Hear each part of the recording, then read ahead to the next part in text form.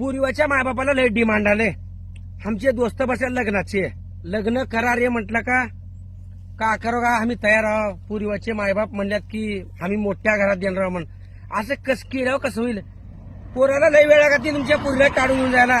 तुमची बी इज्जत आहे, पोराची बी घरची इज्जत राहते आहे.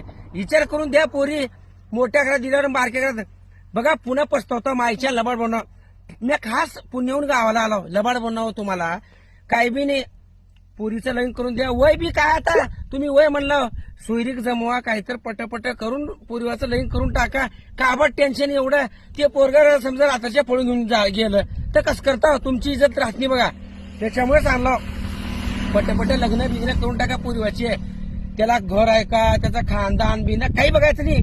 तुमची पोरगी संसार चांगलं केली पाहिजे हेच विचार करा. मोठेपणा चोद नका. मोठ्या घरात देतो हे करतो काही होत नाही.